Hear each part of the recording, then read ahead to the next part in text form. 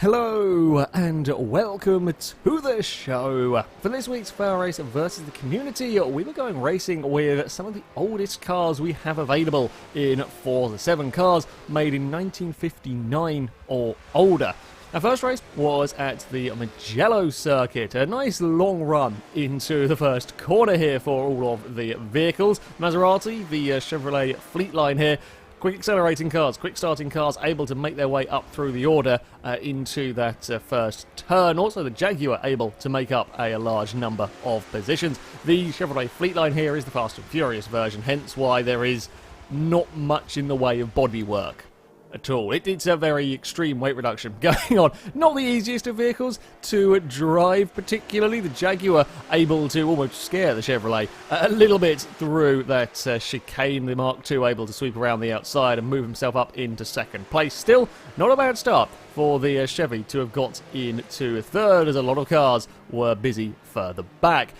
Now, for this race, I had gone for a Mercedes 300 SLR. I had a lot of success with these cars in the past. We were racing B-Class here, and the 300 SLR is a very good B-Class car, and this one will perhaps become my B-Class vehicle of choice. It isn't the fastest car here in a straight line, but it certainly isn't slow down the straight, and it is still able to carry an awful lot of corner speed. I could breeze past the Bel Air relatively straightforwardly, outdrag the Bel Air down towards the first corner. Now that particular Chevy was more of a handling build. It could actually carry a lot of speed through the turns, but that means that it did suffer elsewhere. I did have to be aware of the Porsche though. Those 550s are another very quick B-Class vehicle. Very light, don't need very much power to be incredibly fast accelerating. I did have better top speed than it, but he could match me certainly for acceleration and could carry a lot of speed through the turns. It was me having to be brave this time around, and I could get a little bit momentum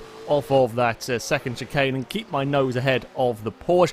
We also didn't want to fight too much and allow the Bel Air to keep up with the group. Reese had joined us for this one, driving the, well, offensively blue Jaguar. It was a very quick Jaguar in a straight line, ridiculously fast in a straight line, but not very good through the corners at all. The Maserati looking for a way past, and it is going to be a brave move to try on the outside. This is a horrible corner. It's in general to try and take, let alone to try to go around the outside of a car you know is struggling with a lack of grip. A brilliant pass from the Maserati to move up a position, but it now had to try and run far enough away that when they came to that main straight, the Jaguar wasn't within range because of the crazy amount of straight line speed.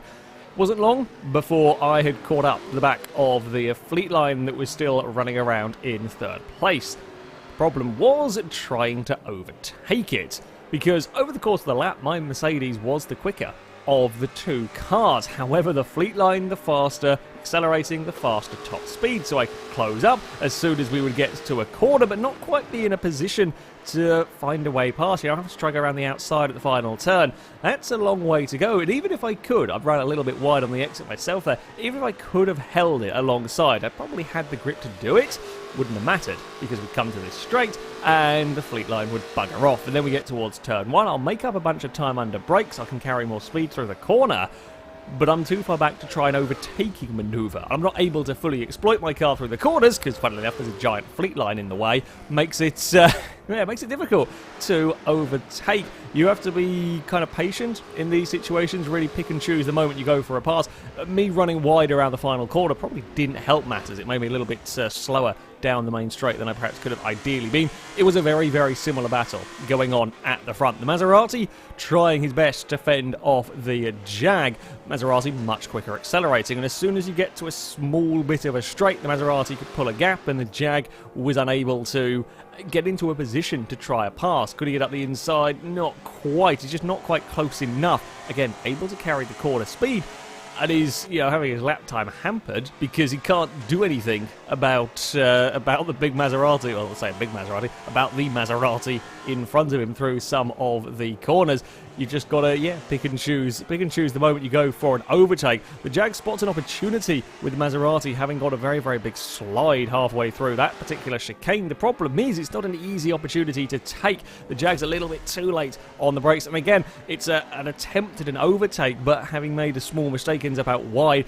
You've lost time, and now he's even further back from the Maserati. Going to take a little bit of time to gain that ground back and so on. It's not easy passing these cars. I continued to try and harry the Chevrolet, look for a way past any opportunity that would present itself.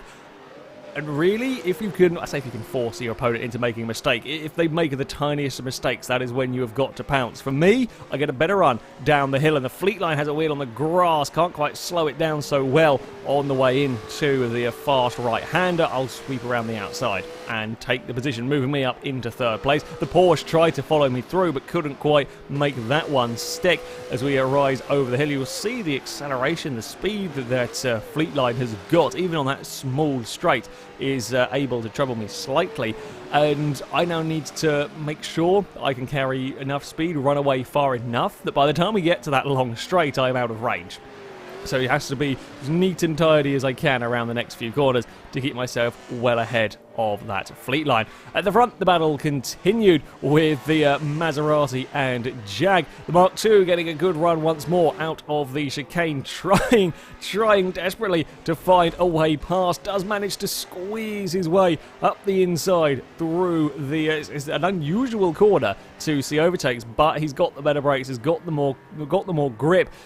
But here is the thing. The Maserati's got the straight line speed. The Jag gets sideways. The Maserati gets very sideways. The Jag wouldn't have wanted to be so far out on the curb. Still, the Maserati has to go the long way around into the final corner, but he's not so worried about actually getting the overtake done. All he has to do is compromise the Jag. The Jag's compromised on the way in. He's going to be slow on the exit as they run out of the final corner. The Jag's on the curb. Unfortunately, a bit of a lag bump would end up seeing the Jaguar off of the road. I don't think it would have mattered at the end of the day. The Maserati would have outdragged the Jaguar to the finish line there. Maserati will take victory. The Jaguar just unable to find a way past in second, with my Mercedes in third place. Well done to one of the Gases, though, would end up in sixth place. These are not easy things to build, not easy things to drive. Sure, they can have a lot of straight line speed, but having just speed alone is not going to be enough around a circuit like this. So to have got a Gasser up into sixth is, it's certainly rather good going. It wasn't that far down on the fleet line on the Porsche. As you can see, they were just crossing the line up there. So, some unusual cars certainly doing well. There was, unfortunately, a little bit of lag in some of this. There were also a couple of cars not visible on my replays, which is always fun in games. And I think a similar thing for race number 2 as we headed out to Road Atlanta. An interesting circuit, this one. There is an incredibly long back straight. That is very, very true. However, if you don't have enough grip, a lot of these medium speed corners can pose real problems to vehicles. The car we are following here, the Ferrari 166, much more of a handling-based vehicle, sweeps around the outside of a BMW at the top of the hill. Not an easy thing to be doing, and going side by side down the hill is not the easiest of things either. They although managed to make it through there relatively well. The Ferrari bouncing around across the curb. It is close to the back of, I think actually the BMW ahead is the oldest car. We didn't have any of the Bugattis turn up in this one. So yeah, little BMWs would be the oldest of cars in all of this. The Ferrari carrying so much more speed around these sort of square corners, and we'll get to the inside, but then we have the long straight.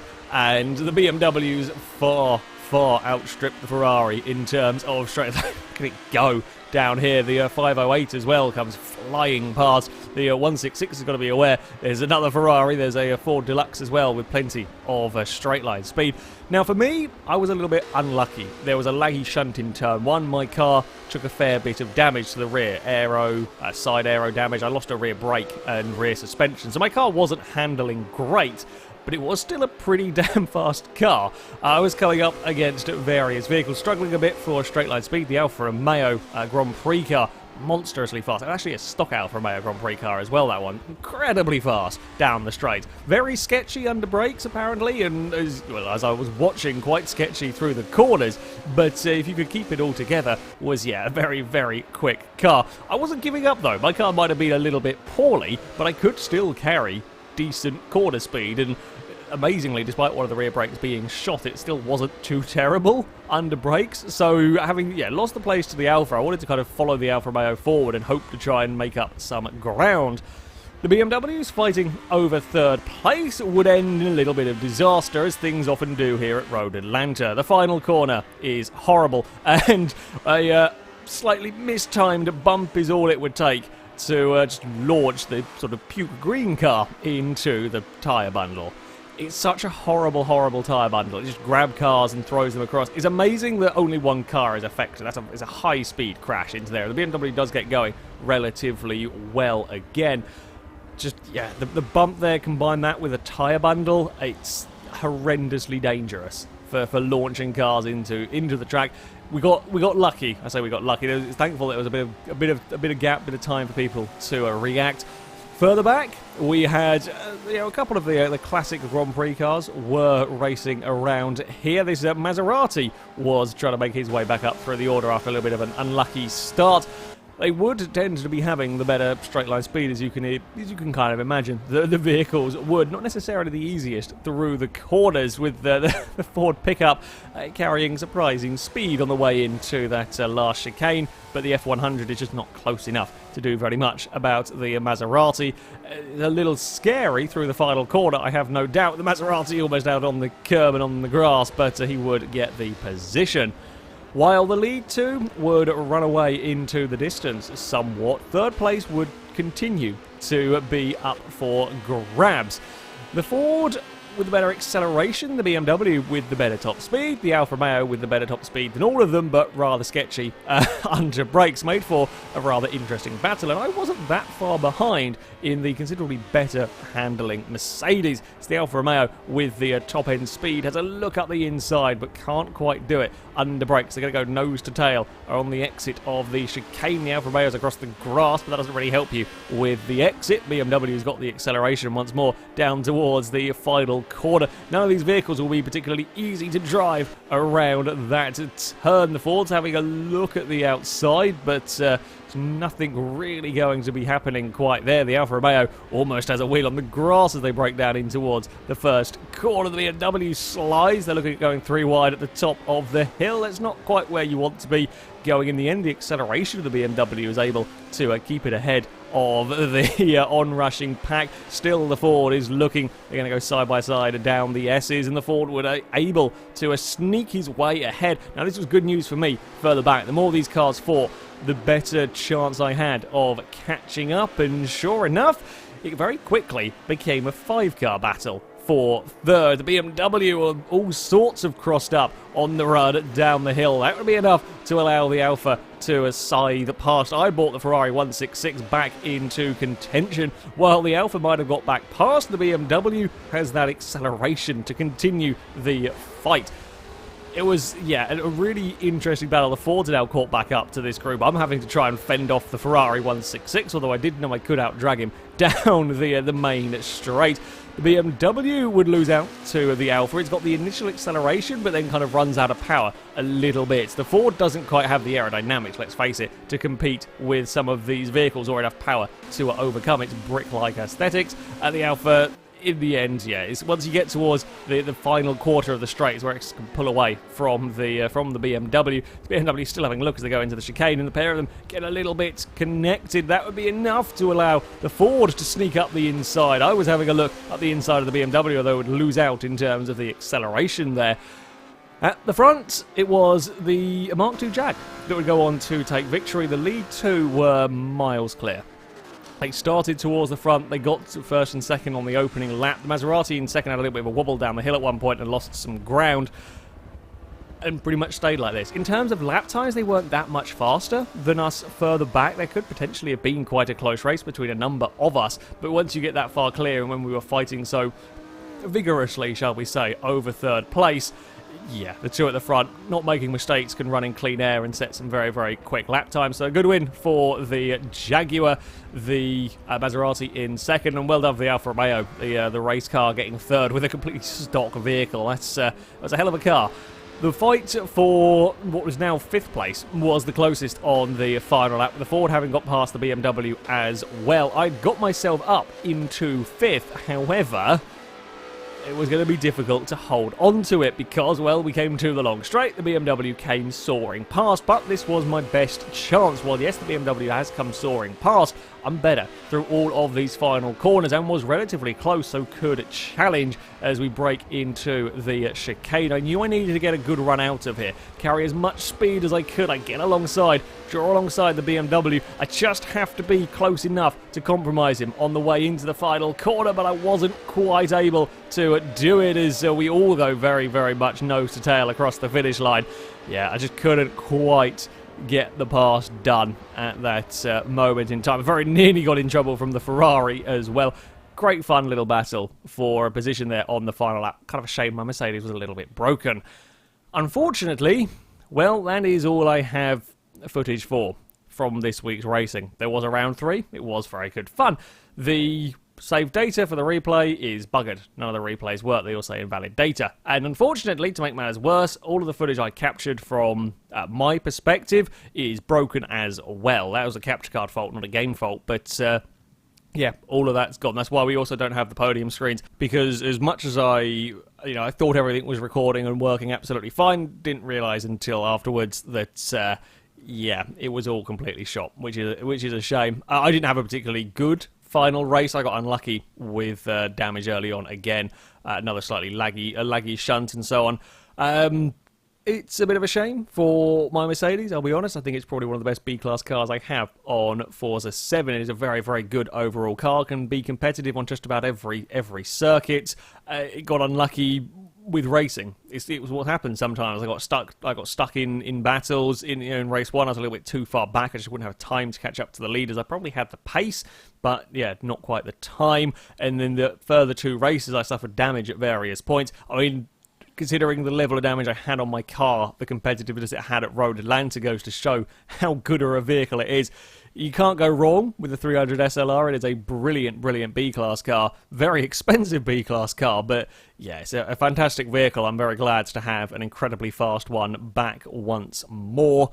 Yeah, it's a shame. I apologise to the guys. Race 3 was a very good race in many different parts. It's a shame the replay is completely buggered, and yeah, it just didn't go well. It didn't go well, all of this. That's how it goes sometimes. That, though, is going to be it for this video. The next Versus Community will be on Thursday, the 21st of December. We are going to be doing some E-Class short course racing, so racing around like the Rio Mini circuit and that kind of thing. Although the cars are not allowed to be all-wheel drive, so we can't just have crazy powered all-wheel drive vehicles like normally happens with those. So, yeah, if you want to sign up and take part in that, you can via our forums. There'll be a link in the description. Find the Fail Race Versus the Community section, and you can sign up in there. However, that's going to be it from me. Thank you very much for watching, and until next time, goodbye.